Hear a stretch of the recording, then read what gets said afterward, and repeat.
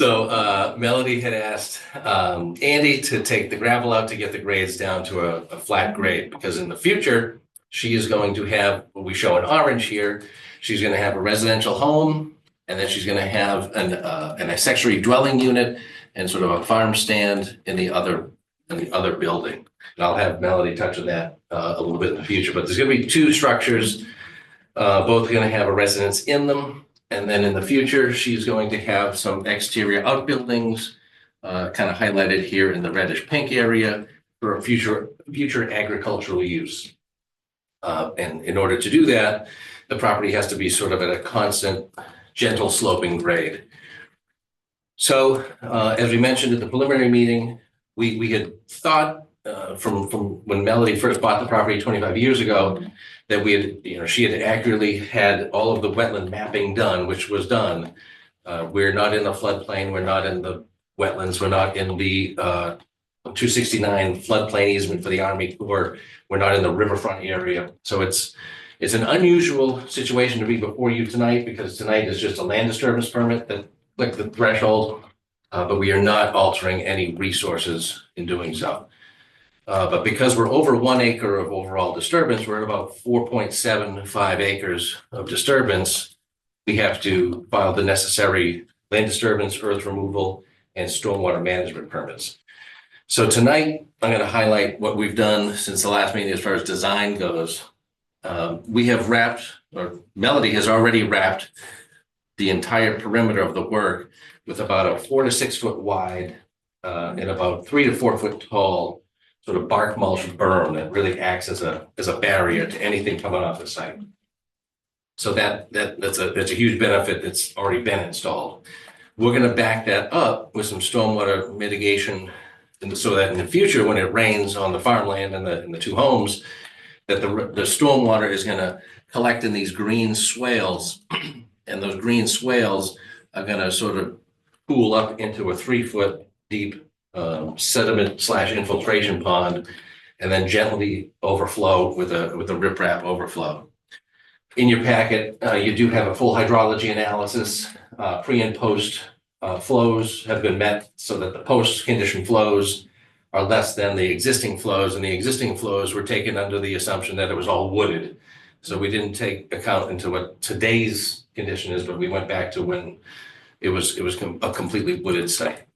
So it's very little comes off of the property, or comes off of this 4.5 acres, mainly because it's a sand and gravel pit. Not a lot of runoff happens in those areas, and there's only a little bit of impervious area that we can generate.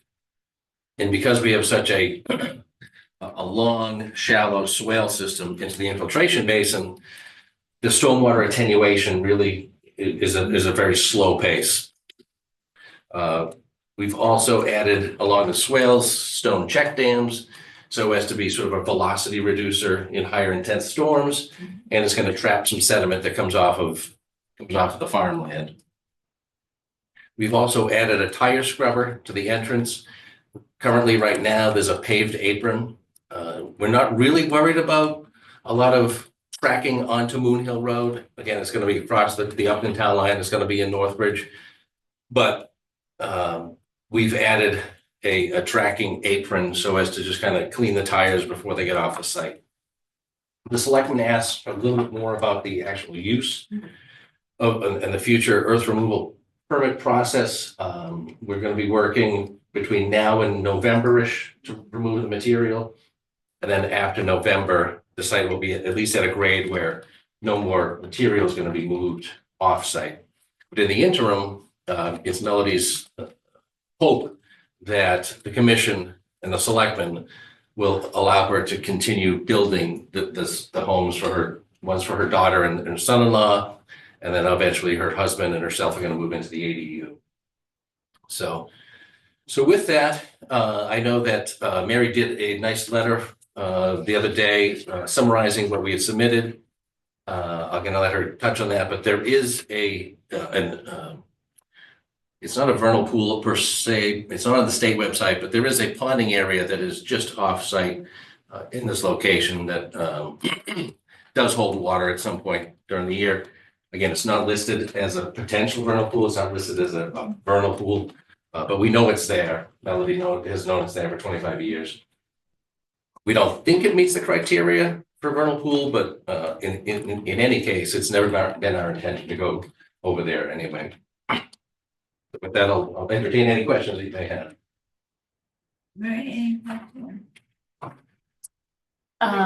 Yeah, so with the vernal pool area, and then just another minor detail is the town of Upton bylaw has a buffer zone for land subject to flooding.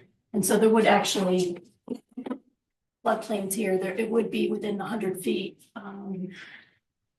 And so that's a little tricky. I feel like the amount of detail that they have to do for this land disturbance permit is similar to a notice of intent.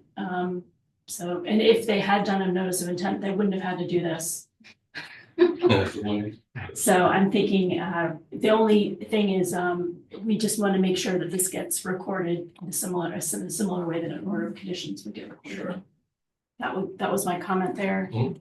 And again, maybe just that if the applicant would allow us to evaluate, just kind of check in on that pool this spring. It may or may not. I don't know if people were able to look at my report, with pictures of it or not.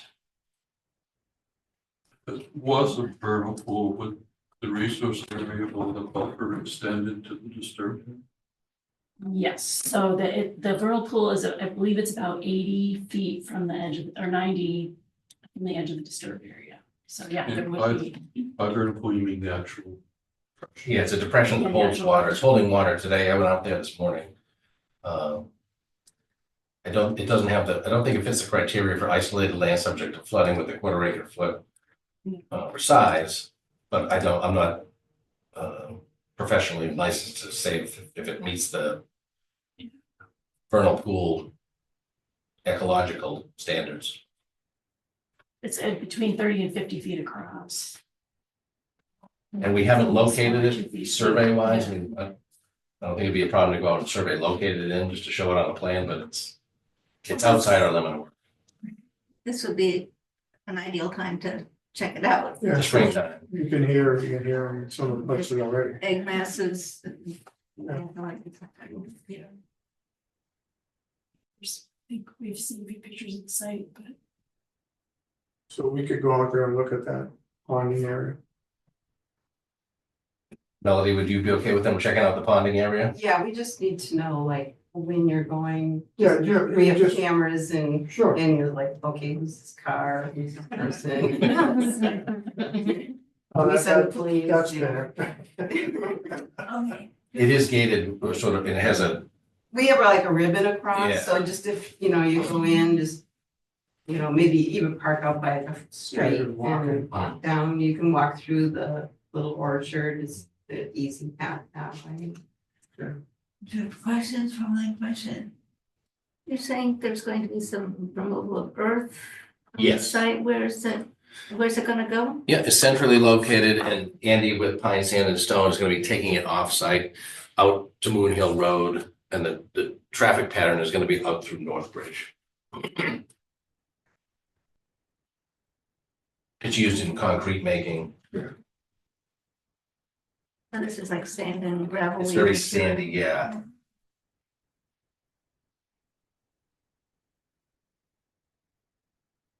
What are you intending to grow? We've got some fruit trees, nut trees, fig trees, Oh, excellent. yeah.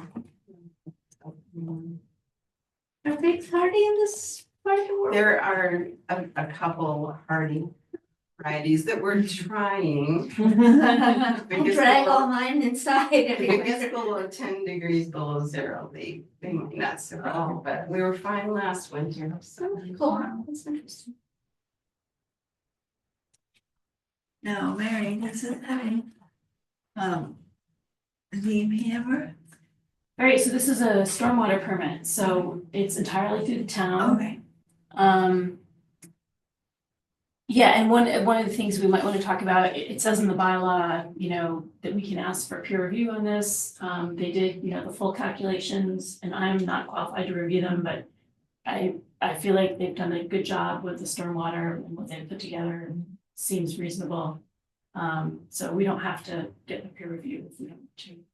I'm And curious, are we gonna give it a number? Like, Well, right, I was just thinking about that myself, 220, and I have to create a 20, form too. 25, This is a unique situation. I have to create a form. I think I gave it a number of 25-1. Did I give it a number? LDP 25-01. We have the very first order conditions on the wall in the office. Wow. Yeah, that's, we can put this one on the wall. Don't feel special. Yeah. But yeah, to answer your question, it didn't go to DEP. Oh. It doesn't get a DEP file number. Okay.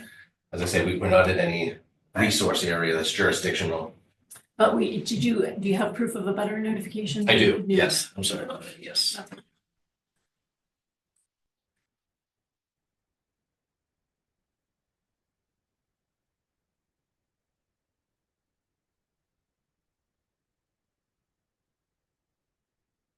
Mary, you have any other? I don't think so. It is being, thank you, reviewed by the Board of Selectmen for earth removal, and they're gonna go to EPA as well for the. So, and that will condition it so that we receive copies of those permits. And we did prepare a draft stormwater pollution prevention plan, which is the part of the EPA construction general permit. Great. It doesn't become official until we get the construction general permit, but I do have a copy Oh, for you if great. you want to keep one. Yeah. Great. Excellent. 85, reading. 80 to 100 pages of stormwater control. So Mary, at that point, We can, if we're happy with it, and we're all agreed on what we want to do about the vernal pool monitoring, I believe we can put that as a condition. We can condition this. We can go ahead and close the hearing and issue this permit by ourselves. Let's see. okay, Mary, are you happy? Yeah, I think so. Now, as far as the vernal pool monitoring goes, would it be okay to certify it if we? Oh, right, that's a good question. Yeah, it's up to the property owner whether someplace, Who certifies it? anybody can. You just have to meet the criteria, certain types of animals need to be found in the pool. And this is the time of year where they're active, so it's a good time to look. It protects it, basically. Well, I can't do anything in the floodplain anyway. Right. I mean, it's beyond the scope of my work. Yeah. So, it's very expensive to do a vernal pool review with a professional. This wouldn't be, No, this is, it wouldn't cost us. it's just something, Oh, just We- you guys. Yeah, we do. Sorry. Oh. it's not something we'd ask you to pay for. Right. We would collect the data that's certifiable and send the information to National Heritage. A year or so later. You'll get a letter back saying it was certified. And then it'll just, It gets added to the state registry, state online database. Okay. I guess the other. I'll go with Mark's recommendation. Yeah, it's below the 269 contour anyway, so you're not gonna be working in that area anyway. Does Upton have a buffer zone to the Well, vernal yeah, pool? that's the issue, because I think she's already worked in that buffer zone, so that would be but even if it wasn't certified and we found it to be a vernal pool, then After the fact. it would still be. Because of the way the Upton It wouldn't. bylaw. It wouldn't affect what she's been doing. so the vernal pool resource area in Upton's bylaw, it extends 100 feet from the Water line. water line. And then there's also a buffer in addition to that. So she's within that, and I guess that's a question, the septic system is pretty close to that, it's like 80 feet off that pool. That was something I noticed, the septic, I guess, needs to be there because they're trying to drain down. Yeah. That was the reason for putting it there.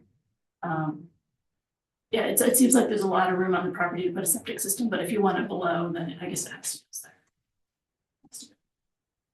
I guess you could potentially move it and do a pump up system or something. But the vernal pool this pool is about 80 to 90 feet off of that. Yeah, it hasn't been survey located yet, so I don't know, I Right. don't want to guarantee Right, exactly. where the- approximately. Exactly, yeah. You can see it pretty clearly on the, with the contours on the Mass GIS. Yeah. Where it is. And it's dry most of the year and Yeah. it doesn't connect. And it may to- not, it may not function as. Because, Yeah, it has to have egg masses for certain species. For a certain length of time. Yeah, And we have egg masses, but it has to be for a certain length of time to Right. be able to mature. yeah, and when I initially did my visit in the middle of the winter, it was completely dry, but now it's full of water. It's completely dry in January, or whenever we're around there. Mhm. Well, let's take a look at it anyway. Yeah. Nice to know what's there. I've done it for free with high school students before, Oh. so. Something like that did not cost anything. Nice. So, any other comments from the commission? So let me just verify, that you're okay with us, not on your Yep, expense, on yep. our expense. Well, look Yeah, into just this. send me a little text or. Right, and we would send you, Some you mail know, or copies of the. you know, Filing. The filing or whatever. We have to let them know when we're gonna walk out. Yes, Okay, so. The rebel removal permit is with the selectmen, Mhm. okay, so for our part, are we pretty much done? yeah, so I eventually will have to, because the cease and desist came from us, so I think that stays in place until the earth removal permit is obtained, and then, so eventually, so we'll have to keep you on the agenda for that, but not on the 9th, probably the next meeting. And then at that point, we can move that, the rest of that cease and desist. And I told Melody yesterday or something, she could go ahead and start her retaining walls. But when can you sign off on the building? Oh, the building permit, I think I can sign off on it now. Yeah, because there's no earth removal as part of the building permit, it's just Right. bringing in the materials. Right. And any other questions, Buzz? Oh, for me? Yeah. My big thing, I need to get the house taken. Okay, so at this point, we'll keep this on until earth removal is issued. But we can still close it Right. and issue the permit, but it will have to be on the agenda for the lifting the ceases. So, we have a motion to we can keep this on the agenda, but don't issue it yet. So moved. How about a second? Second, Okay, let's move on, so, Chris, I, Aye. Alan, aye. Marcella, I. And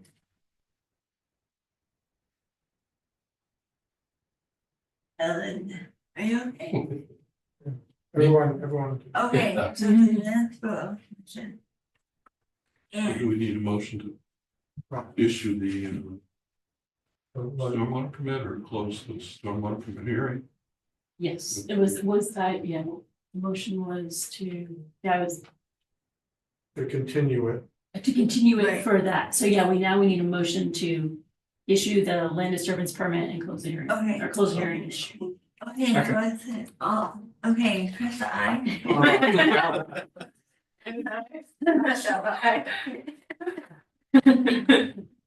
Okay, so it's unanimous vote that we And the meeting now. So.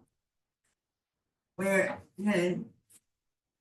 Close the hearing, And issue the permit. right, And we'll see you, not at the next meeting, the meeting after to finalize the cease and desist. But in the meantime, Mary can sign the building permit.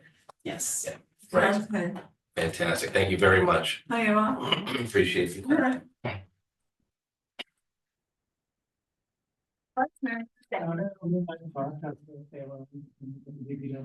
So I signed off Okay. for the DPW under permit, Okay, very good. so I think you're all set, if anything from here. Thank you, good job, Excellent, thank you.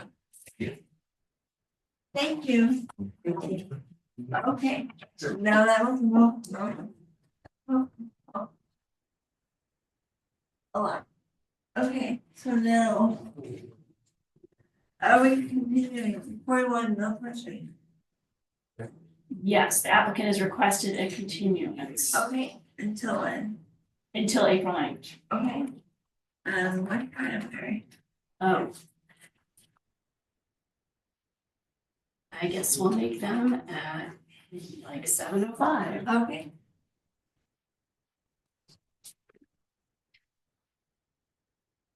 Thank you for the review of that one.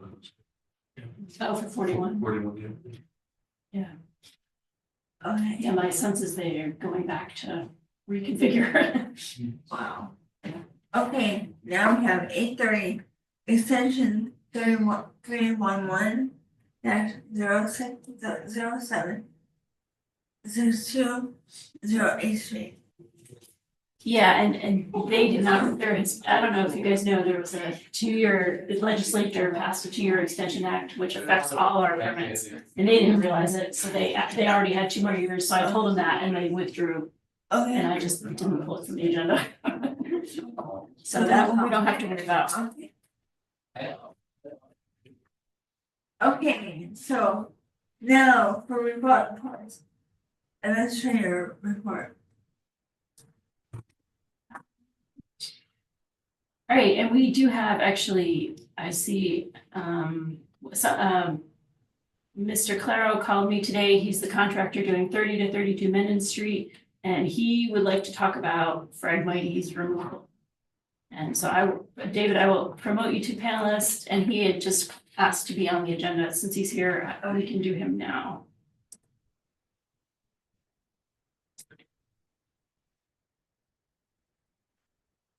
And I will I pulled his plan, so we know what he's supposed to be doing. I.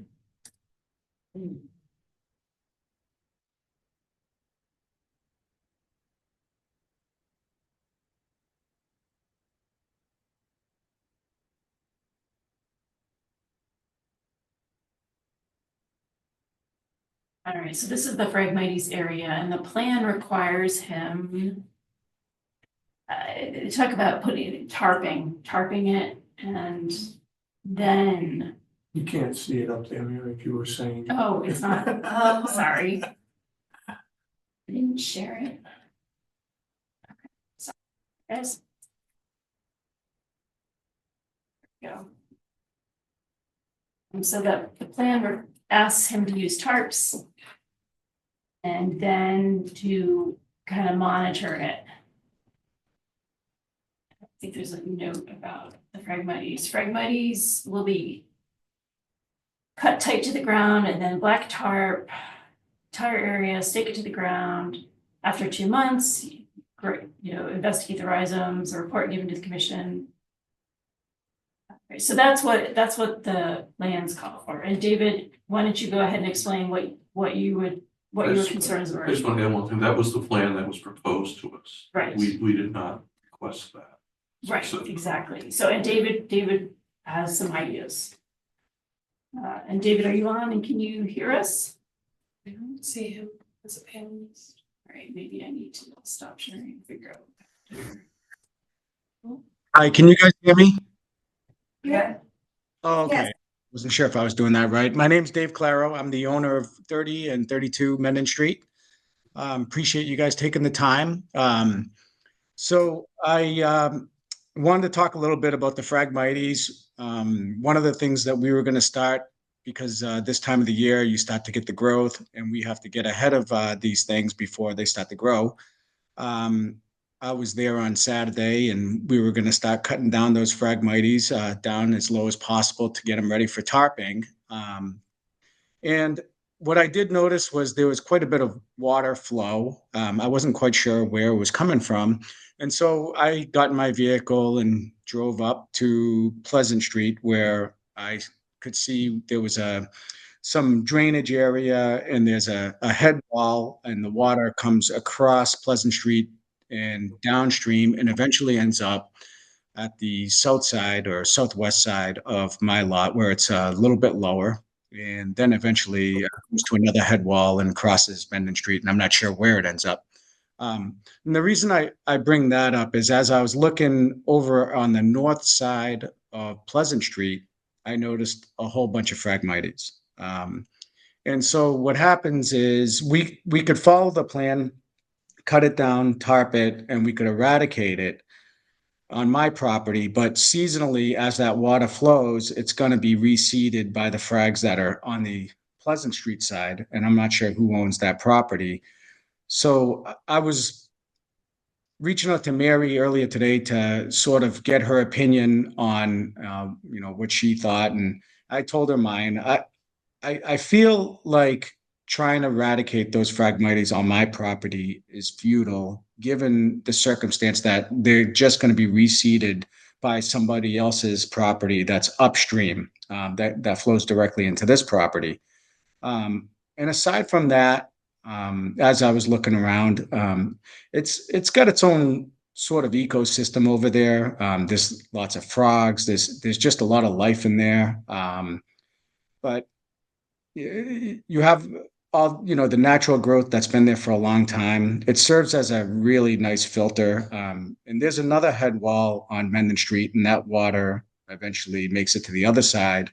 And if you look at that water flow, it's really clean. You can tell it's, nature is doing its job. And I kind of feel like if I go in there and I start doing what the plan shows, I think I'm going to be disturbing something that really I don't feel like we would benefit from it. I say we, I mean, everybody as a whole. I don't feel like it would eradicate it over a period of time. I think they would come back. And I think we'd be disturbing it, creating, first of all, we'd be making everything that'd be in there would be extinct at that point.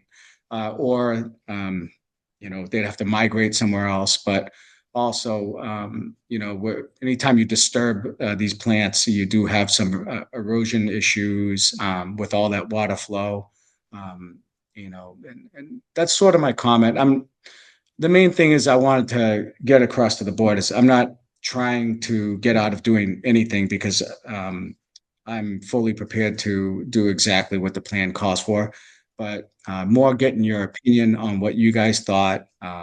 If you feel like it's, stick with the plan, then I'm happy to do so. But I truly feel like in this particular case, there is less benefit to actually doing this than just leaving it alone, frankly.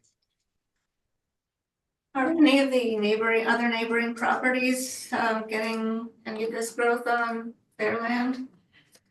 So I'm the low-lying property. So on the other side of Pleasant Street, there's probably, I would say maybe, if I were to take a guess, about 5,000 or 6,000, 7,000 square feet of just Phragmites that grow on their property. So they definitely have it. And then everything kind of migrates into one stream. And so the answer is no on the left and right of the stream because the water that's seeded by these Phragmites don't spread out there. They more kind of just spread out more on my property because that's more the low-lying area. And as the water funnels in, it gets to a certain elevation. And as it gets to that elevation, it starts to rise up a little bit and then eventually makes its way to the other side of Mendon Street. So I guess part of the answer is it's not on the other people's property because that water flow isn't touching their property other than just that passing seasonal stream. And on my property, it is there because it kind of spreads out. That water spreads out. So it sort of reseeds in that area. The other comment, I might as well throw it out there because I actually didn't think about it, but part of me also thinks that by disturbing the Phragmites on my property, it's possible that water flow, when it comes to our property, it sort of filters in there and the frags grow there. But by the time the water elevates and actually goes downstream, I think my property protected other properties from getting frags as that water eventually goes downstream. But by disturbing it, it's very possible that water that is sort of seasonally seeded will eventually make it downstream and possibly even, it could possibly affect other properties in the downstream, wherever that water leads. Are there any rhizomes kind of moving, like, don't go under the asphalt across the street and affect your neighbors across the street if it's that aggressive, that hasn't happened, I take it. I think you can So see. I didn't quite understand that. Let me just put up the volume a little bit. Could you sorry. repeat that? Yeah, it doesn't just spread by seed, the rhizomes will travel a good distance even under the road. So I'm just wondering if there's any evidence of that, and it doesn't always need this much water, I've seen it in places where it's not too wet. Yeah, and I can only speak for what I've seen recently, so it'd be hard for me to speak on it because I've only been the owner for a few months at this point. But this is just my observation from just looking at the way everything's is right now, and there's some fairly substantial water flow, and you can see there's a lot of minerals in the water, and by the time it makes it to that head wall, you could almost drink from that water. It's very clean.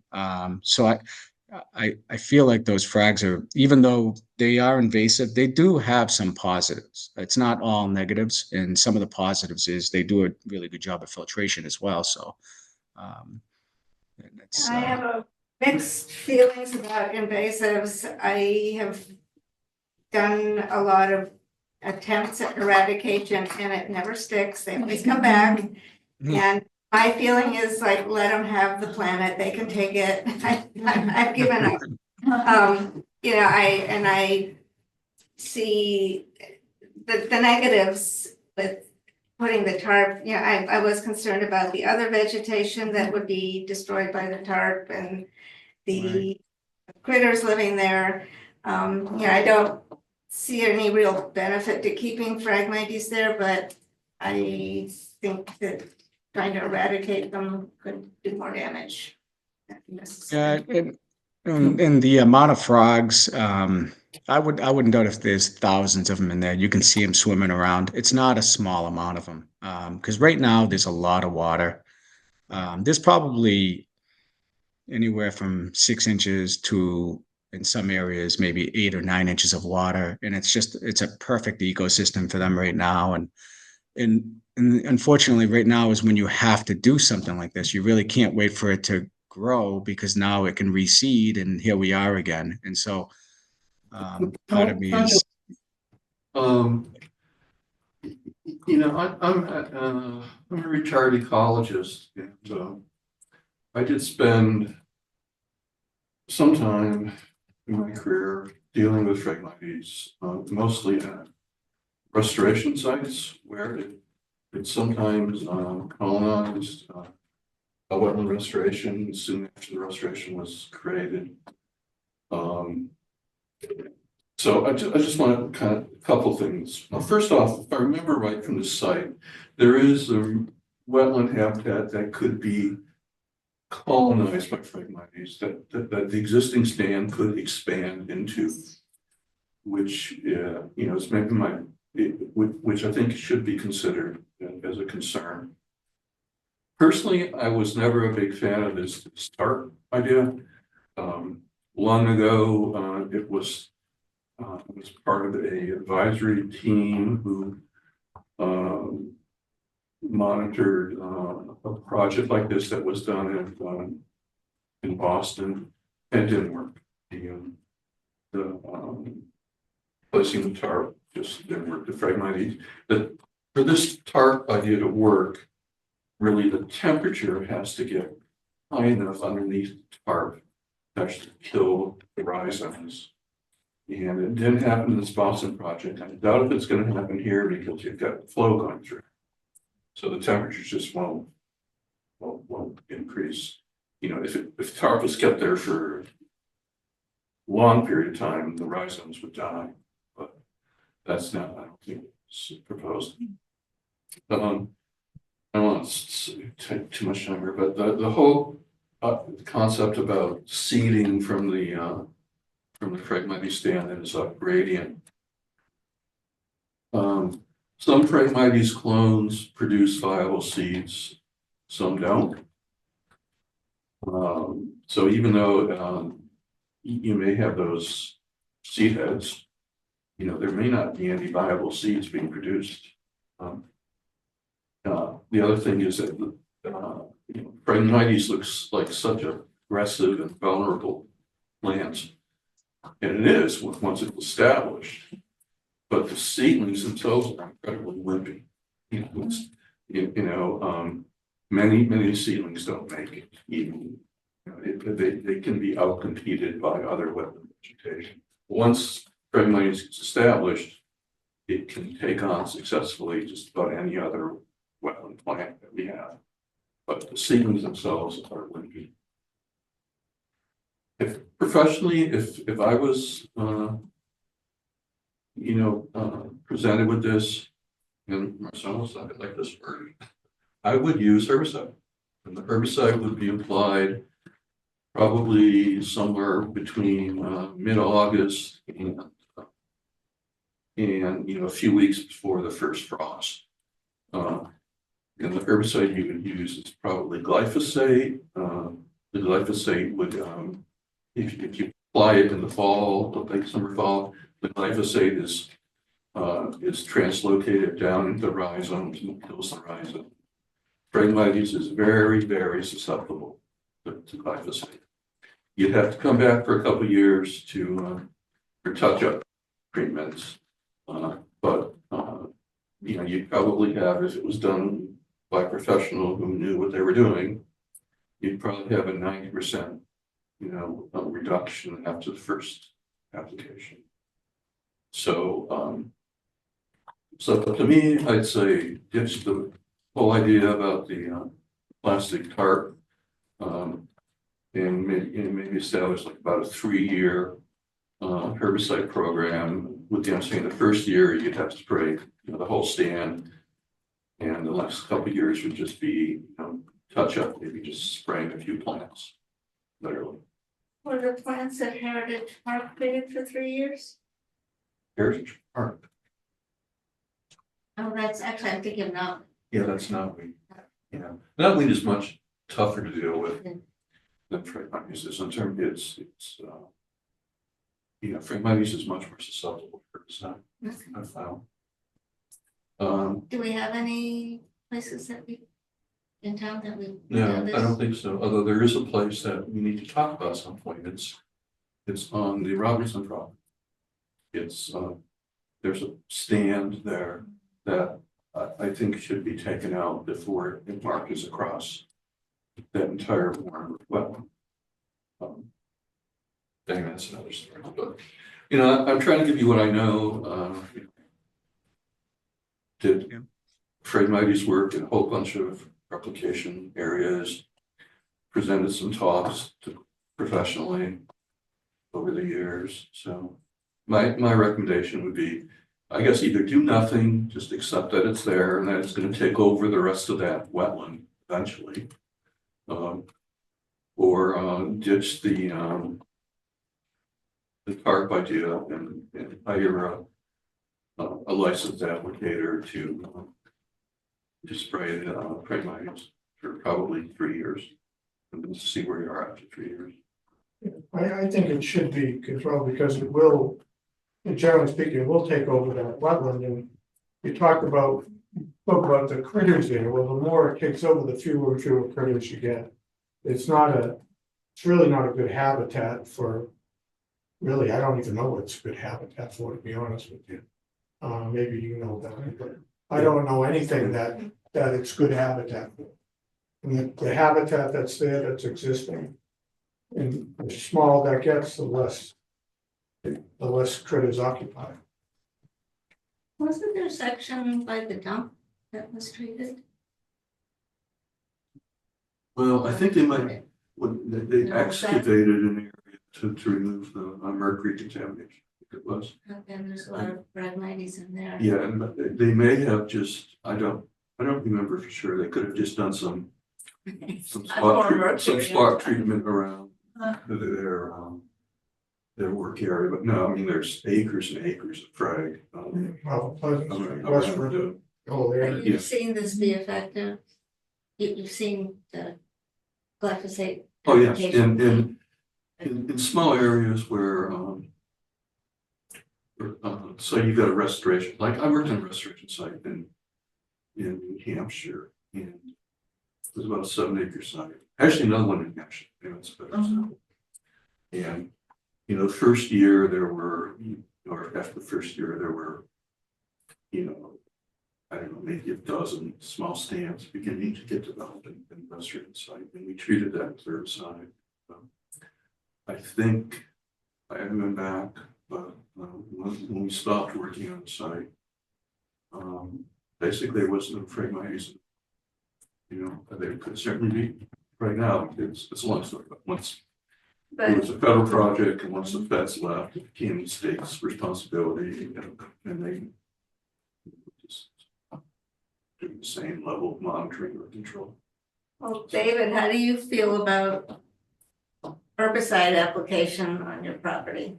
That's, I'm completely amenable to it. And honestly, I was really looking for your advice. And that's why I'm here today. I value your opinion. So I didn't want to do more harm than good was the main thing. And I felt like by tarping, I would be. If you think like some kind of a glyphosate, we could even use like an aquatic type one. I don't know if there's like certain kinds that you would recommend. I'd be happy to. There is a formulation that you use for aquatic situations. Yeah, yeah. Because the there's a chemical that goes along with the herbicide, and the type of this additional chemical that's used in aquatic situations is different than other situations. So you want to use the aquatic formulation. If you hire someone to do you own this property now? I do. And by the way, I wouldn't be the one spraying it, so it would be a professional. Yeah, I mean, that's what I would recommend. You know, technically, you don't need a license to apply this herbicide on your own property. But hiring someone who, you know, who knows what they're doing, and you know, have done, it's done it before, just, would probably be advisable. And I've had this happen. I have a property down the Cape. It was the exact same thing. We had Phragmites, and I hired Sumco, a company, and they did a great job. They did a great job, and they were able to actually with the glyphosate, whatever.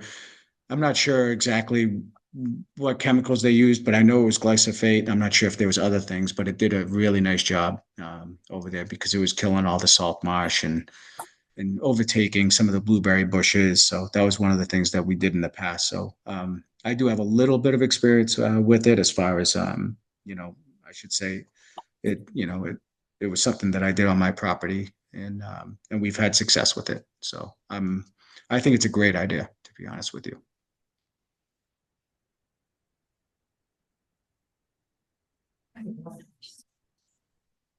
is this something that needs to be written into the order of conditions? So that's why I'm just checking to see what the order says. I think the order says that the Phragmites will be removed according to the plan.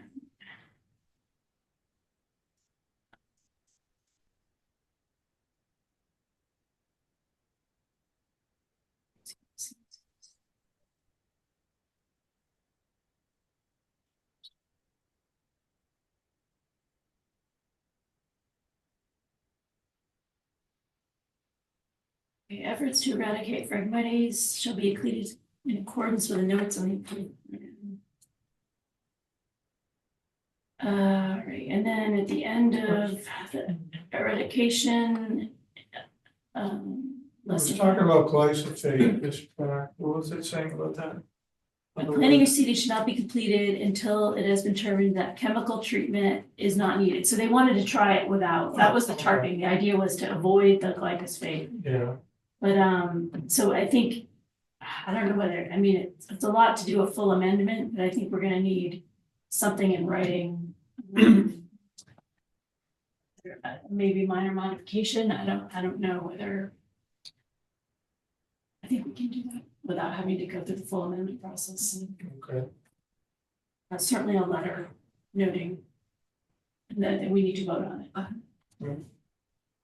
So, we have a motion to vote on amending it to include Yeah.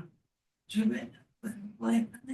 Yep, so I think we discussed hiring a professional, a 3-year, and then Mike, you wanted the August and November application. August before. Frost. Say mid-August to a few weeks before frost. That's the window.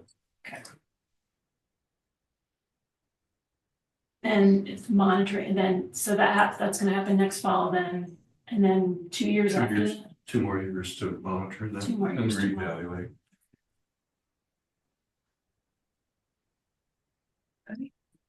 David, are you amenable to that?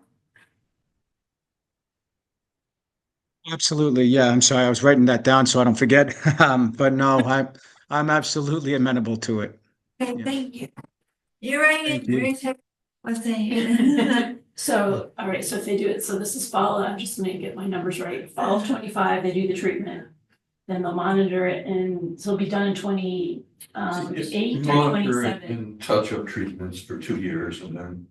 Okay, so they do it so they do it in 25, then monitor in 26, monitor in 27, And Touch up. and then check it again in 28, or they're done in 27. I'll check again, but Check. it's possible that they could be done after 2 years. Okay, but we'll give 3 years. Yeah. Okay. Okay. I have a question. Presumably David is gonna sell the property at some point. Is that Yeah. a responsibility then to devolve to the new owner? That would be something that would be put on the deed. So there would be some kind of a holdback to make sure that I do what I'm responsible for. And so that holdback would only be released once everything's been fulfilled. That's sort of how we typically do something like this. Yeah, because they also have a recreation area as well that will need monitoring. Maybe not as long, but that will be part of it as well. So would that be part of the conditions? So we're starting on that.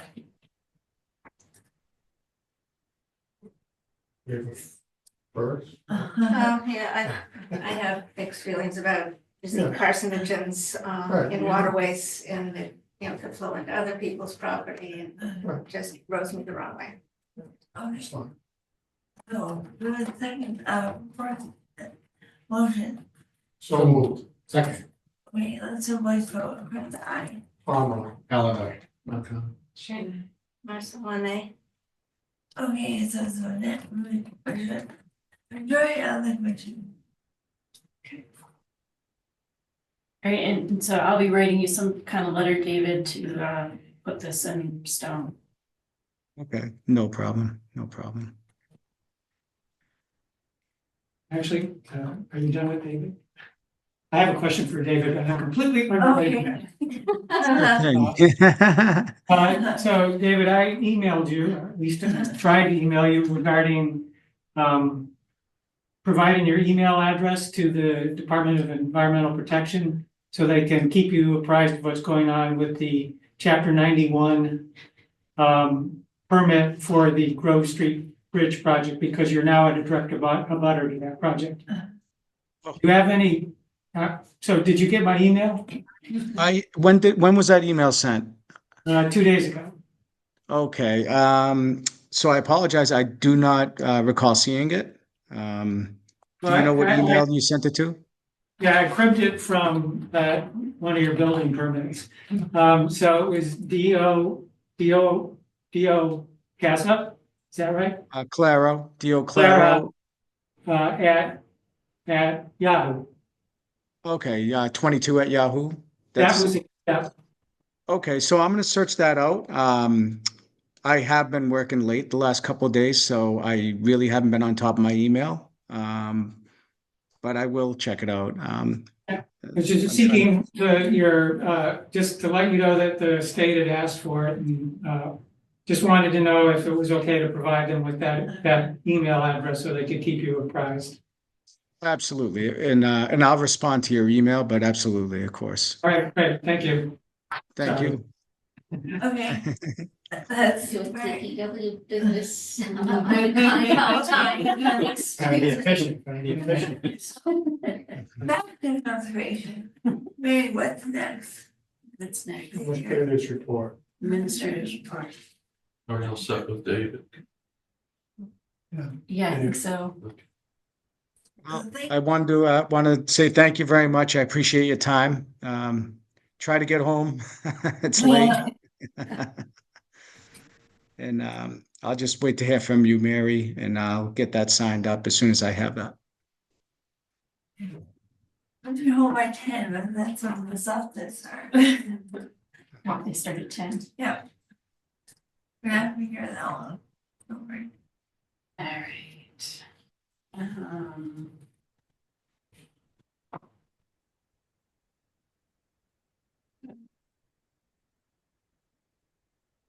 I guess main things on here, 162 Milford Street, I think it's near Kelly's Farm. Anyway, it's an existing auto place. I guess it's also a marijuana grow facility. Oh, They're transitioning from that. They want to do storage units. I don't think there's much of a wetland impact, but I still need to do a site visit. There might be something next door. So, but we did a staff meeting about So that. on the same side of the street as Kelly's, Yes, a little Downstairs? further down, yeah, down meaning towards Milford. towards Milford. And Motson's and Oh, okay, Oh. all right. Yeah, I don't know the name. I bought a lot of boxes from. That's the Yeah. place that rents you, huh? Yes, Yes, yeah. So yeah, All that place. places a cannabis farm?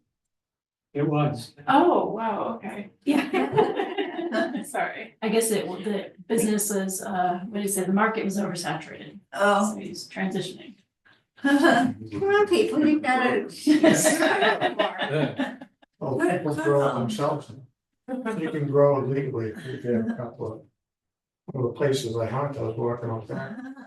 Well, I know, oh there's. my gosh, they're like a tree, they're giant.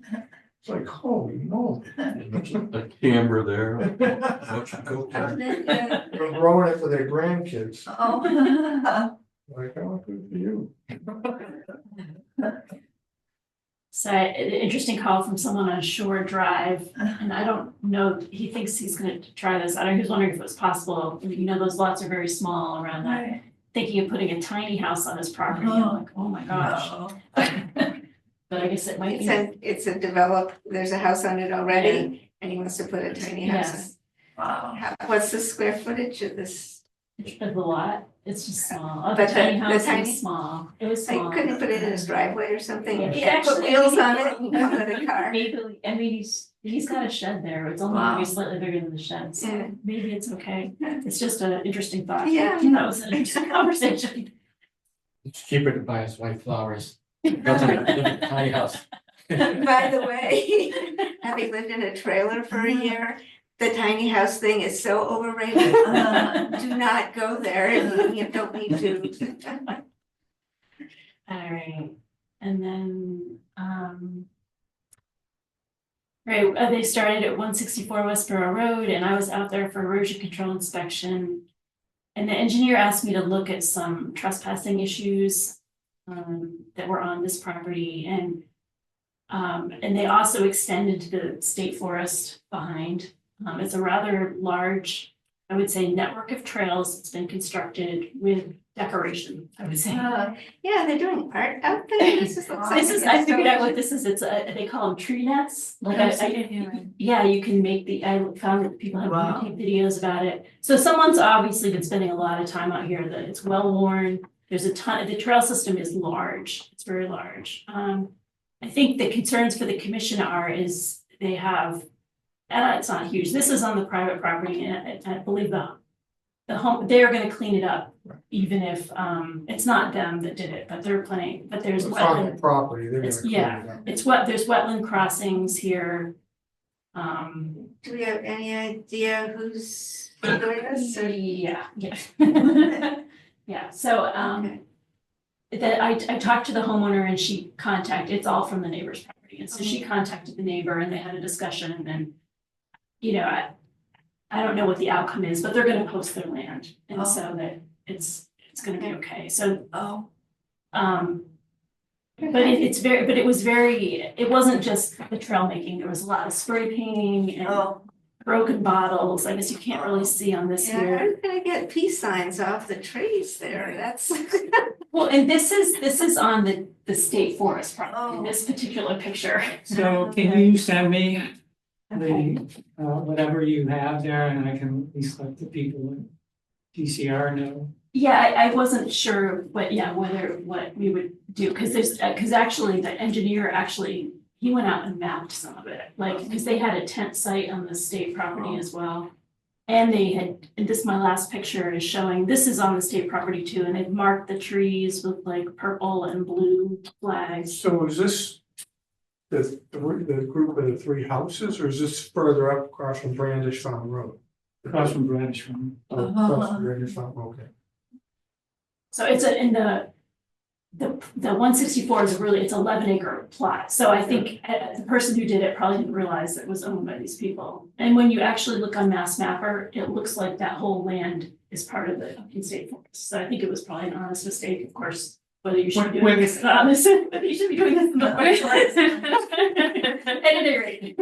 Bill's a friend of the Upton State Forest. We don't want to upset him. Honest mistake because he thought he was abusing the forest. I don't know, but yeah, so it's, so I'll send you Yes, please. I will send you the stuff and how they want to pursue it.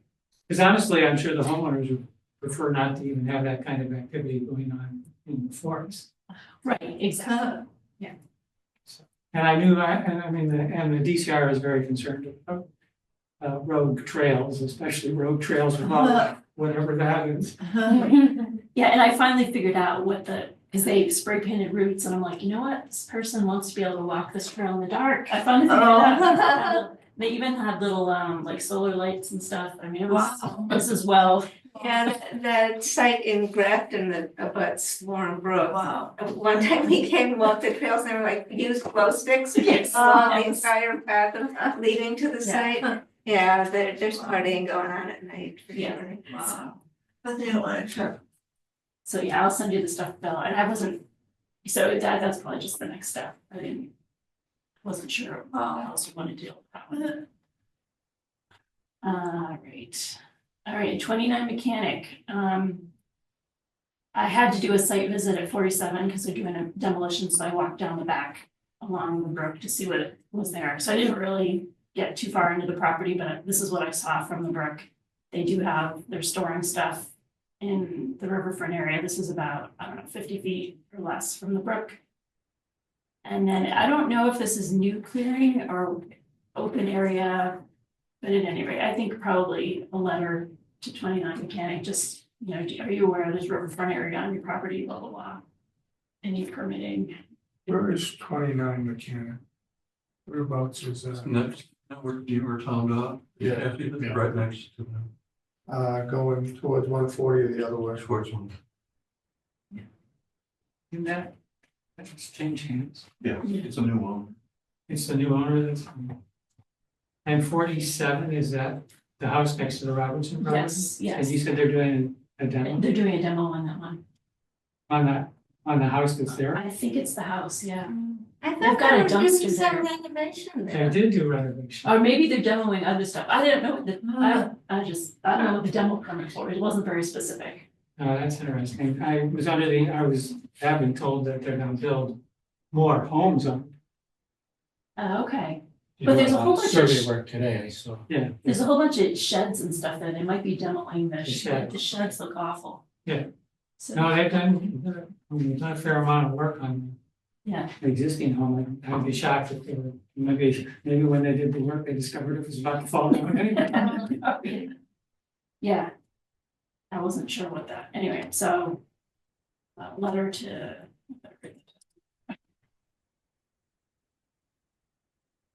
Do you get apprised of all the demo projects? Yeah, most of the, the way that Amy used to sign off on a lot of stuff for me, just because but now I'm seeing almost everything, even interior and whatever, that's Yeah, fine. So I am as well, the Yeah. DPW. you're seeing And all I everything. really care about is whether or not there's a driveway. Yeah, so. that's that.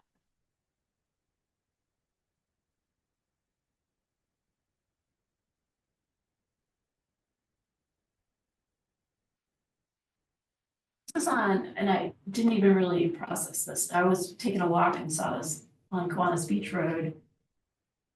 It's near that little pond that we had been working with the neighbors on, but I believe an A&R is going, we're gonna see this, I think, soon as an A&R, so I don't know whether we should get upset about, they probably cleared an area so they could do surveying or something or test pits, or I have no idea. Yeah, the A&Rs were approved. The planning board meeting this week. Oh, were they? Okay. Where? This is Kiwanis Beach Oh. Road, so it's gonna be on the uphill side. There's a fair amount of well. Yes, there's a lot of wetland. Oh, Yeah, the plans that had the wetlands delineated. Okay. Just a picture of Crockett Road. This is where we were looking at the dock permit. Other. At this point, it's been sitting, this 99 Crockett Road, it's been sitting like this all winter. That's the problem. 105 Crockett Road looks like it's finally done. This was a septic. I mean, needs a little bit more grass. 144 West River. He's got part of his basement foundation in. Just kind of on hold. Doesn't seem like he's moving very quickly. And here's 3032 Mendon. I guess I could. So there's the Phragmites. Here's the wetland that's not Phragmites. This is the crossing. Crossing. There's a fairly substantial area that's not fragmented, Yes. so, plus the replication area too, Yeah, the replication is going in here. which will be vulnerable.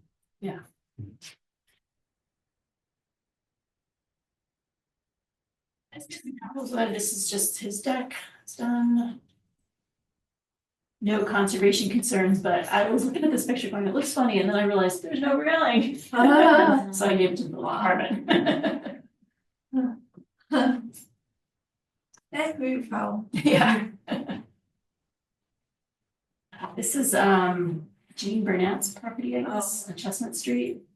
So they're starting to build and they wanted to pull some of these white pines that are within the wet buffer zone. And I told him he needed an administrative land disturbance permit because he's doing, because it's gonna catch every single family home much. But not the full blown stormwater. Just erosion control inspection for Orchard Street. We're gonna be seeing Lobus are in for the final COCs for Claflin Farm. I think they're in pretty good shape. Asked them to remove this.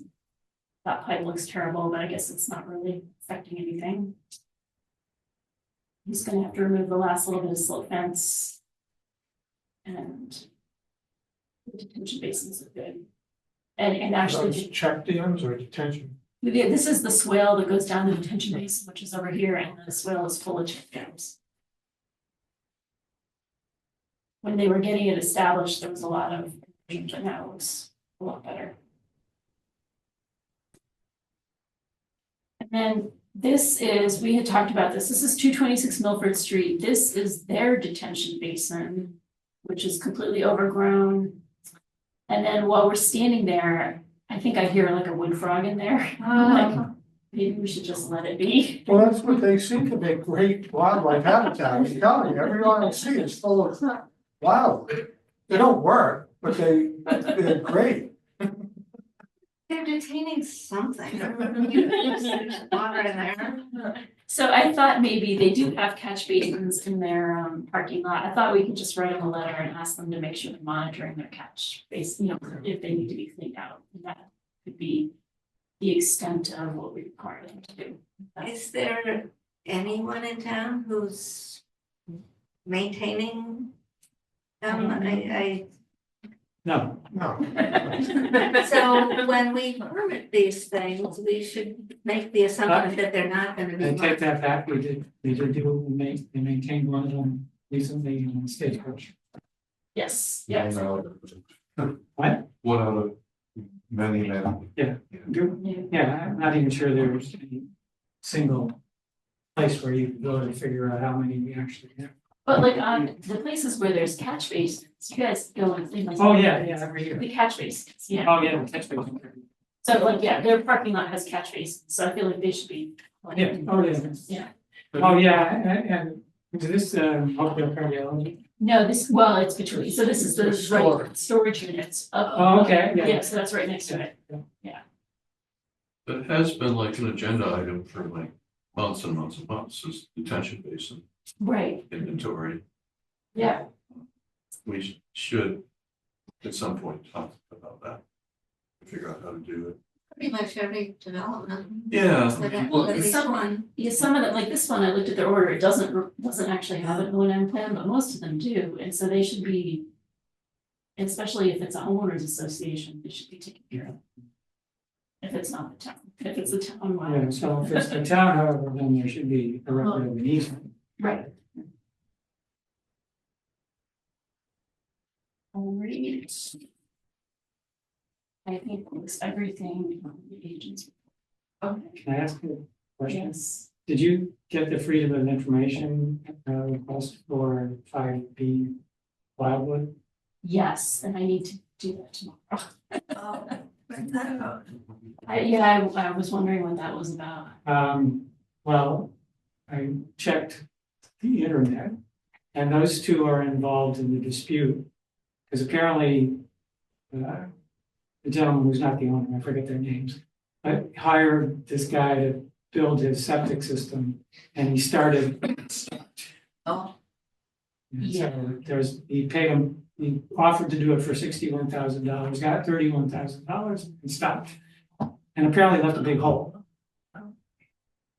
Well, yeah, they took the trees down. So in any case, I'm assuming that's what it's about. There's plenty of, documents that are on the internet that describe the things that are going back and forth between the filings. Right, I wonder if it's the guy who was dealing with me, yeah. It seemed like he was, anyway, whatever. Well, the guy who offered, the individual who offered to do it seems legitimate. That's his business. Right, I was just wondering whether or not that site just happened to be undoable. It was a very difficult site. oh, yeah, that site is very, very difficult. I don't know. I don't know, yeah, well, the septic, yeah, it goes way back and even putting they were trying to put the tank in front of me, show me where the tank, I'm like, oh, that's interesting. Good luck with that. And they were claiming that he lost the opportunity to sell the property because the septic system was all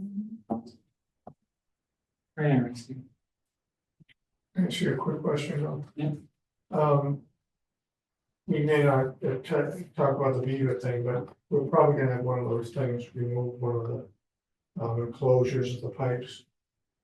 In the DPW, what they pull out and they take it, it's met. Yeah. And they'd be able to take it. Yeah, Okay, well, it'll save us $150. Yeah, some will be such. So I thought- There's a big pile of scrap metal and dumpster. yes, we pick crap up all the time. and put it in. So, you know what? Just leave it by the side of the road. We'll get it all and we'll pick it up. That's what everybody Leave it else in the does. road. Please. I'll make sure they don't. No. Okay, so, how about the administrators? Yes. Administrator report, We do have bills to approve, okay, it's just, the newspaper bill. okay, And I think it's $200. Part of it is actually, we can't figure out, somebody owes money from August and Mike and I can't figure it out, so we're just gonna pay it out of our account. It's only $70, so. okay. Let's gonna go do it. to pay our Is bills. this Gannett Holdings Northeast or whatever? Yeah, Yeah, somebody left a bill in my, I reconciled it. And what's left actually on the bill that I saw, did you get the Concom bill? I got a bill, Oh, yeah, and then at one point there had been a DPW thing, which I paid. And now the balance that's remaining after that was paid was $34 in late charges. right, yeah, I think, We have some of that as late charges. Well, Grace left and everything. Oh. Yeah, what, can you send me that? Because I just want to be sure that we're looking at the same thing. Because I Right. reconcile. Well, you must have a different account number, because I know No, the issue was is that all their stuff ended up on the same bill. So send me what you have, because like I said, I reconciled it, and I want you to inadvertently pay my bill again. Okay. Oh, did you just pay it recently? Yeah, and with Kenny being out, things are terribly slow. Okay, so maybe I should just, you know what, maybe I'll just pay our current month. I'll just fix that, and then I'll send you what we have, and maybe there's something else on there. With motion to pay town council first. So, Second, Second, let the voice go, press the aye. aye. Alan, I. Marcella, But, uh, oh, yeah, Marcella. It is go. Okay, now how about, let's see, I should see the appraisal for the Fay Mountain land in the next 5 days. and how about land We have a new friend. 4 o'clock. Mary, Mike and I and Bill were with some Boy Scouts and they built a new crossing over Robertson property. That area right by the kiosk. Excellent. And then helped us take the bridge Oh, that was there. This was even Already? more impressive. Yeah, there was somebody built, Ken Ray had built a shorter version of a and this thing weighed a ton, but we didn't take it apart. And then we thought, oh boy, Boy Scouts are strong, and they were, and they moved it, and I love these guys. Mike, we loaded it up into Mike's car and drove it up, and the boys, I don't know how, what a distance, maybe a quarter mile. Excellent. So we only make that? Yeah. Okay, anything else for Lantern? one of, Oh, if you go ahead. one other thing, Robertson Trail Bridge, there's been some activity. We've got a draft, RFP basically prepared by town council. So we may be able to get that out on the street soon. I do have one question. I actually made some comments on it, but there is a requirement for a bond and which I'm not comment on, but I'm a little worried that it's it'll be probably around $100,000 contract. And I'm a little worried that the bond might scare the potential bidders away. What's that actually mean? It's tough to be journey, but it sounds to me like they're basically asking 10%. maybe more. Yeah. I've got to read it again. But it's making sure if I put it on a bond.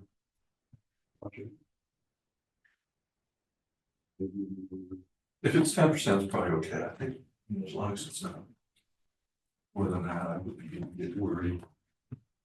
I mean, that's We don't want to scare away any bidder, Yeah. we might only get one bidder. that's typical in all the construction contracts that I've looked at, but they're for multi-million. Yeah, this is like a small thing. So that may have just ended up in there because that's typically how we handle these. But the draft contract is like 40 pages. Oh, I would reject the job just because I want. So, but there's hope. Don't they synopsize it or something, like, can you like? Mary and I have to probably get her. Go Yeah, I haven't through looked it. at it all. Yeah, we should take a look at it. But there's a chance we might award something this summer and get it built.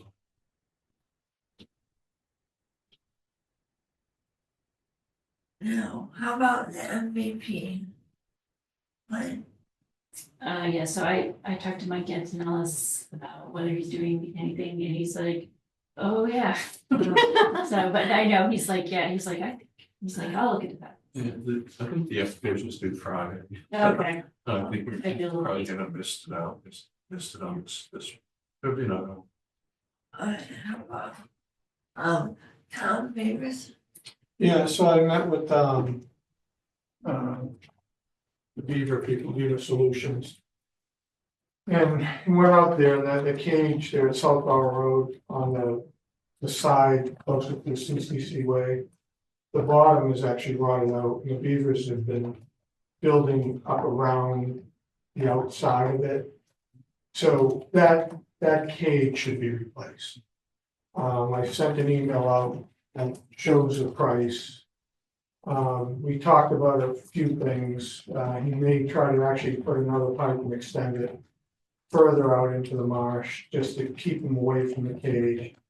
And, you know, we have the old dead beaver, you know, that thing. And he talked about maybe screening the other side of the culvert so that they have to actually come up the road or whatever, instead of trying to go through that. And they're trying different things with taking those culverts and pulling them away from the head wall, leaving a gap. And so far, they haven't done enough of them to be sure, but so far, the beavers haven't dammed that. They've actually just gone through. And so that's a better way to do it if it works. I don't think we're ready to do that. But if it works, then that might be something we can do is we, meaning Beaver Solutions, can adjust those so turtles and mink, well, the mink can get through, but whatever. Other things that go up and down, will have an easier way to get through, and the beavers aren't likely to try to go through. So I actually saw the beaver in there. And it's what happens is they can get through, but the hips get stuck. Well, that's what it That would is. be my problem. So that's what happens. And that's- So is the metal that you intend to leave by the side of the road gonna have a, No, I talked to him, I said, because he had to clean those things, I said, you gotta get rid of the beaver. It was You gone gotta Chuck it in the yesterday. woods over there, and I told him, and don't be just walking around with it, just make sure no one's coming. And so, and also your trail is flooded, Yeah, so we broke that dam. They had a second check dam that was kind of flooded, so we broke it.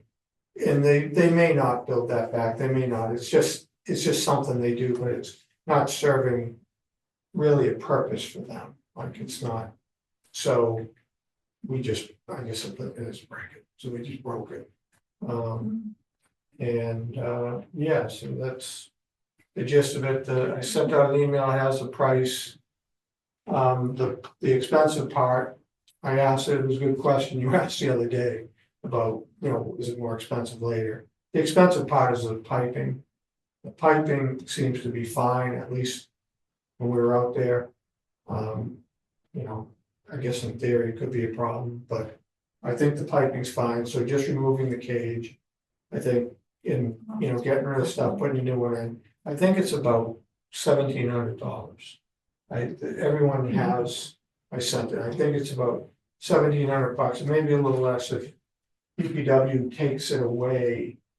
I think we save $150. There's also a typo in there. It says if we don't need piping, a discount of $425, but the discount's actually $5.25. You'll see it, there's a column. It says one thing and it's a different number. The 500 number is the proper number, the deduction. So I think it'd be a good idea to replace that cage. We don't want them getting. we're gonna have to pass that by the town manager, finance director. Pass what by? The if you're gonna pay it this year, there's a spending freeze. Oh, we have it in our, It's in the beaver fund. yeah, we have it in our fund. Oh, is it outside of the standard budget? No, this is. Bonds. No, I understand that, but Oh, we're okay. trying to save money for the So everybody is subject to the spending freeze. Oh, Yeah. However, if it's coming out of one of your, basically not your general fund, but one of your special accounts that's funded with basically non-general fund money. That may not So be. an issue. this is a fiscal year, Yeah, so that, so that would. my understanding Yeah. is that they wanted to see anything over $1,000. Well, it's over $1,000 and it would, I think it's a good idea to do it. It may cost us twice as much if Yeah, yeah. the beaver get in. And honestly, if you don't say anything, Kenny will see it when you submit it. Of course, by that point, there's no. Are we being recorded here? Is this, yeah. Because Bill wasn't here. Tom, is it this? Yeah, it's this one right here. That's the one that you're okay. No, the one, it should have, 17. no, no, that's it. Or some The low. date's wrong. Yeah, so if you stop right, go down a little bit, right there, the 525, if you look to the left, though, it says 475. It's very. Yeah. Is it the one I sent today? Is that the one I sent This, today? well, you sent this one today, but you sent like 4 things. I'm not sure. Well, it was just all that stuff they had about beavers and I thought Right. maybe some of you would want to read it. Yes. Should we vote on, There's Right, you can save $150, it's 1,700. this year. You save another 150 if DPW So. takes the old Oh, okay. Deficit. so that brings us Oh, close to $1,500. $1,000. Yeah, okay. $1,500. We split it up, So, and there's 2 Well, then, Well, I think our beaver fund was, yeah, I don't know, if we can do it, I think we should. Thanks. well, I would suggest we vote to go forward with it unless somebody whacks us over the head and then. Yeah, so our Just get it done. beaver account supposedly has the money in it. Yeah, well, because he was saying other things, I said, we don't have the money, so let's look at what needs to be done now. And so that's. If we have the money, let's just do it. The argument would be, without that thing functional, we're running risk of flooding South Fork Road again like we did. Right, It will cost more if we, right, and it will cost more to do it. so I make a motion that we pay this and get moving on. Right, yeah, I'll do it. Second. let's do all in favor, press the I. Alan, And I, So, So are we just doing it, not asking, or we? well, you should get it, you should have it We reviewed. will submit it and let him know that this is above Okay, $1,000. so I will tell them and, And we think it's a critical right, expense. Yeah, and maybe if And you then- wanna write an email to whatever the you, town manager or whatever you myself. want. Whatever you want, I can, can we I first can do. motion, charge us 750, right? 750, right? Oh, yeah. That's what I would say. I mean, if you want to break it down. Yeah. But, yeah, so, yeah, so I guess we can't, until we get approval, I won't tell them to go full. Just to be safe, yeah. Right, yeah, I'll submit it. Okay, and if you need something from me, let me know, I'm, basically, it's just, like Mike said, we need that to be functional, Right, and the bottom is rotted out. They could get in there if they wanted to, and they are building around it, because they're feeling the current.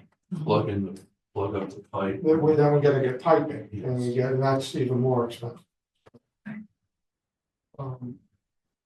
So, yeah, so right now, all they would do is replace that cage.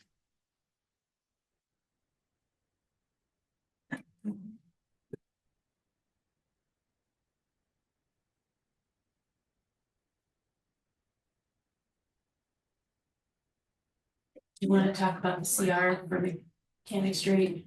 Yeah, do you have the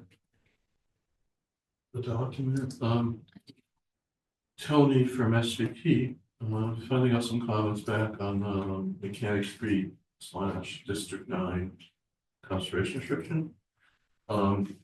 There were mostly a bunch of typos, and not a bunch, but some typos that, I think there was one substantive issue, or comment that the DEP had. It had to do with, Mary,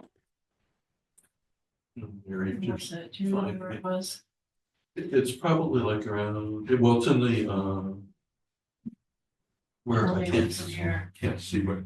Yeah, here it is. This is this one, number 6, right? Okay. Yeah, there's, number 6 is kind of a non-standard paragraph. It has been included in other CRs, but it has to do with indigenous investigations. I think, to be honest, this probably came from Kathy Taylor and Bettina originally, some years ago. The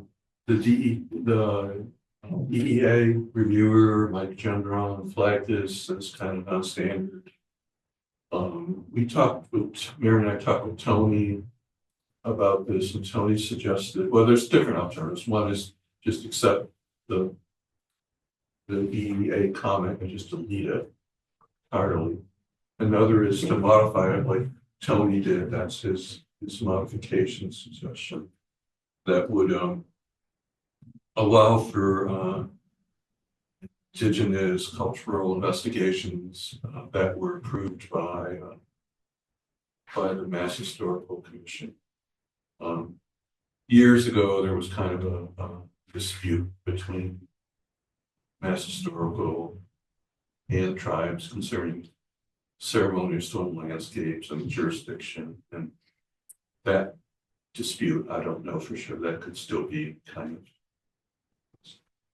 of shielding his comment. So this is, I don't even know what that means. I'm just being honest, I really don't, I've read that, and I don't know what it means. it's confusing, I'm trying to. Is the language that was added? That gives control to. Mass Historical, yeah, Okay. that's how I understand. I can't read it Mass from here, Historical, but It's, well, prior notice to the grantee. It says notice, but it doesn't say like that they need any approval though. It just says prior notice and submission. So it's So something, what's the point of giving notice if it makes no difference in the action? actually, I missed that. I thought Tony was gonna tie that into number 7, which is the Mass Historical Commission What? standard article. yeah. I think he just was trying to, yeah, maybe he probably forgot to put that in. Yeah. He said he wanted to make it the same as what was required in 7. Yeah. So I think maybe he needs to modify it. Okay, Or else, well, that's not like here's legally. something. That's what you're. We could completely eliminate, so, Uh-huh. or we could modify it. I would eliminate it because I don't know what it means. Well, it's giving the indigenous people and their tribal historic preservation officers some authority that they don't have otherwise. To allow him to look at the land for stones. So, and whatever. well, so my thing is we would allow that, like, we wouldn't Yeah, stop that. that's not a Yeah. disallowed. But I would want them to say we can't do something for, unless there's some real reason for it, like, and I still don't really. I said it, I don't understand it. Yeah, they make it some more. So I would just assume eliminate it, but, whatever you guys think.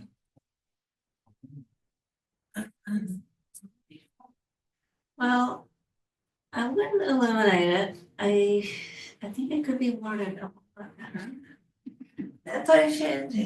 But, you know, I walked the property with Tina, and there are things up there that were of great interest to her. And I don't wanna close that door. You know, not only to the tribes to be able to have, some say here, but also I think it's really important for us to have a good relationship with the Patina tribes, and I think eliminating this would not enhance that. Well, my concern is when we did the Forest Manor. They came with the amount of money they were asking for to watch that. I thought was absurd. Like, and so that's why I have a problem with this. Yeah, Because- that, on this property, that hasn't, I remember that. And this actually wouldn't play a role in that at all. This just gives the tribes the opportunity to conduct certain types of archaeological investigations. Which I'd be happy to allow. That's all, But- that's essentially all it says, right? Well, it doesn't, I But don't really the see that. question is, they don't need our permit, you know, us having them ask us to allow it is already a really sensitive thing. But that's essentially what it says. So that's why It says grantor reserves the right to allow. And that's, CR conditions occasionally have that, you know, that, an activity is approved in this section, CR, with the grantee's approval. You know, on a case by case basis, basically, how it's written. it is extremely confusing. It is. The thing I will say, this exact paragraph is in an approved CR, approved last year. For a CR in Maine. A chapter.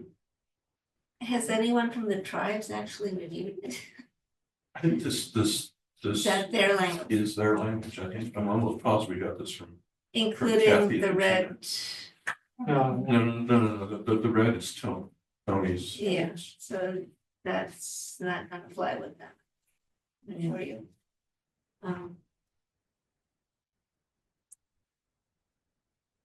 Well, if they were going to do something on the property, I would think we should know. I mean, it Any is more, the town's property. But what kind of? What would they be doing?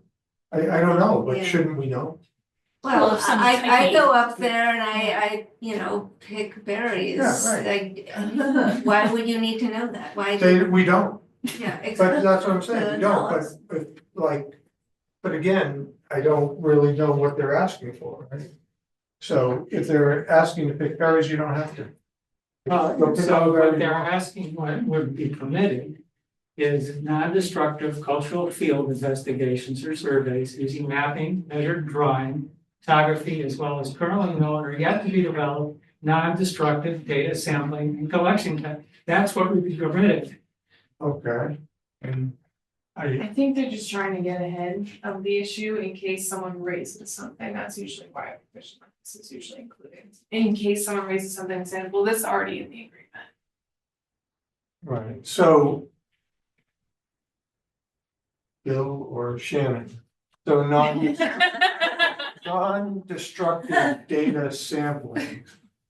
Means you just go in and pick up a shovel full of dirt and you look at a tree or what do you do? More in this case, it would probably be mapping, you know, potential ceremonial stone features, essentially. Yeah. I think that's what, it doesn't say that, but essentially. Yeah, so and in any case, what was added to it was you've got to provide us a plan detailing that activity. Yeah, so that, I don't think that should be. But it does, so I think one of Tom's concerns is that last sentence there. About the activity that is permitted is somewhat non-specific.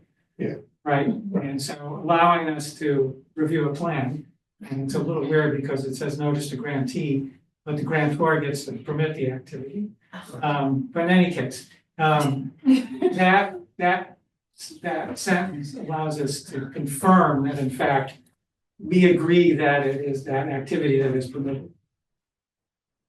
Okay. No, and actually I understood.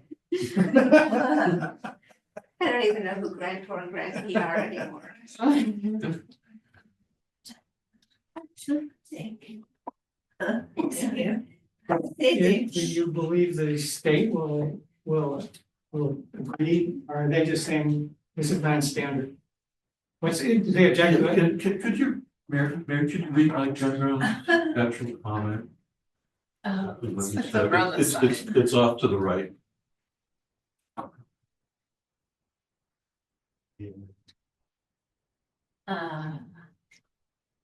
Has historically objected to this as inconsistent with archaeological investigations below, so. It's just number stuff.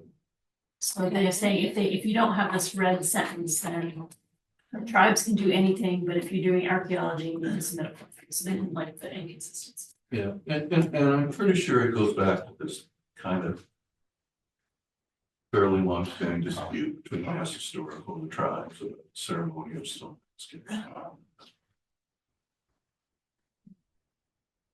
But it got through in the CR, Medicon CR last year without any comment. Different comment. Different comment. Yeah.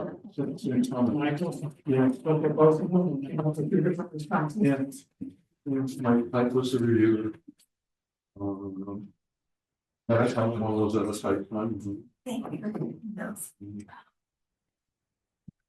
So, and I think just by Mike was saying, then he also wants it approved by the Mass Historical Commission. Because in the second sentence actually says, you can do an archaeological investigation as long as it gets approved by the commission, the historical commission. That's not gonna be too. No. So what do we do? Well, I'm just looking for some guidance for, just what's. We decide what to do along with SUT. It goes back to the state for, you know, hopefully for a final draft. Final draft. It might,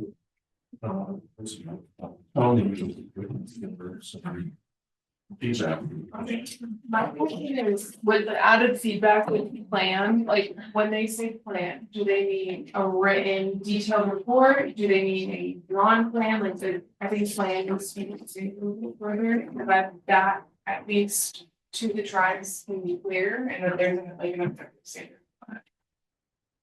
Okay. We could modify it.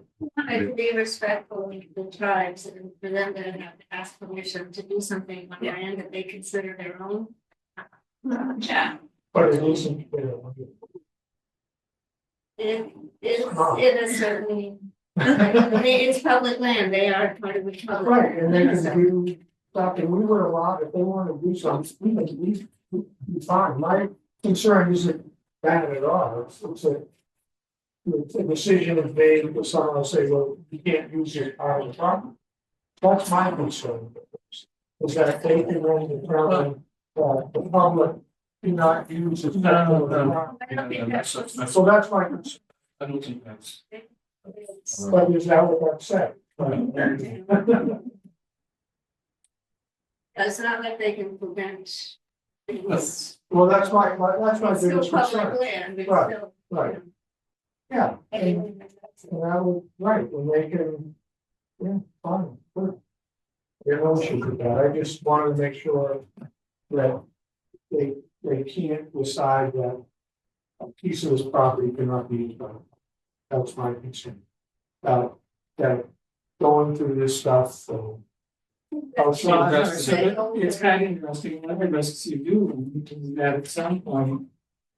The tribes are given some kind of authority similar to like, they can designate an area, something like a vernal pool concept, right? And this is the same issue that this Melody is gonna run into, because if we tell them that it doesn't turn out to be a vernal pool, then they have to do it work. And in effect, we're telling them they can't use the land, right? Right. So conceivably, that's where this ends up, is that the tribes end up being able to designate certain areas as sacred sites or whatever. And there are rules that will be established to govern what happens in those sites. Are there written rules? Not today. If it's something sometime 100 years from now, when we finally decide that we did steal the land from the Native Americans. It's time to give it back. Thought experiment, okay, we decided to do a forestry project on this property in 20 years. We asked the tribes to do an inventory, what's there, and they find some. You know, I think the commission at that time should do the right thing and avoid impact. Yeah, which Well, we did it. That's just exactly what we did. Right, which I'm all good with. But I wasn't happy with what we wanted to have a It did cost us something, but on the other hand, we. Hopefully protecting people. Well, this get far more complicated, but maybe we should just look at what's on the books right now. And look at that. Anticipating ways of dealing. So Land use presumably is- if we took that out and the tribe came to us and said we wanted to do some archaeological type investigation, they'd be subject to 7. Right? Right. Yeah, it would be subject to Mass Historical Commission. And Mass Historical, as you say, this is BS. So, I think okay, so seven needs to be so reviewed too. the question is do we wanna, because we don't agree, we may not agree with Mass Historical in terms of how to treat that. Do we wanna have the right to grant to the tribes something that Mass Historical Commission may not? Yes. I'm- That's the question, and actually I would say yes. And I would too. So then we have to add that we need to leave that in. And so, the only question becomes whether or not we want to give them that, basically a unilateral permission to do that, which is the way it was written initially. Everything else you changed. Now it's been changed, Correct. grantor, Correct. the grantee review, or whatever. But it, right, the way it was changed is the grantor and grantee have some right to not allow them to do it. Yeah, I think that I feel better with that. Well, I make a motion to. Let SBT know that we agree with the edit, although we may wanna. Bit in terms of. How our plan is defined. Yeah, You know, I mean, if you have some, you want to add some. yeah, well, like, what is his idea, because he's proposing this language, right, like, what is his idea of a plan, like, is it a written report? Is it a fully drawn out map, like, what is, Well, like, what's the that idea? opens a whole other Exactly. can of worms because You they're don't not want gonna to tell you burden they're it. gonna put it on. now, because Exactly. the white people are gonna think that. No, exactly, and you don't wanna, and you don't wanna also be burdening. So it's a various issue. I think the plan, the scope of the plan depends on the activity that they want to do. Yeah, right. It could be something small, and if it's obviously something big, then you have the option to say, hey. A 1 paragraph is really not enough in what you're trying to do. It's a little bit more. I think that's fair. But there's a broad range of things that they may want to do, and I guess it's like, this isn't really specific at all. But that's okay, I mean, in this case, it protects commission, but the commission can look at what they want to do, and they say, oh, you want to do these things. We want to know a little bit more, because these 2 things sound pretty serious.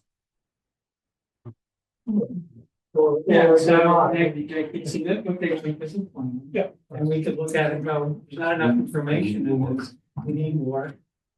Please Yeah, go ahead. I would be comfortable with that. Yeah, but which is effectively because we have the right to let them do it or not. And that basically we're gonna assess the plan that they give us, and if it's not good enough. Yeah. Yeah, I'm comfortable with that. Okay, So I make a motion basically that we accept SVT's proposed edits to. Number 6, I don't, what is this number? Number 6, I don't know what. Oh, the 6 of what, It's maybe. 6 of B. Permitted use, yeah, permitted use. B6. E6. Just second, Second, otherwise, so, where's the I? All right. Alan, I'm someone they. Shall Okay, it's I can't talk. I do this stuff to keep my mouth moist, it's not working. Okay, I have two things. We have a motion to adjourn. So moved. Second. I have named everything.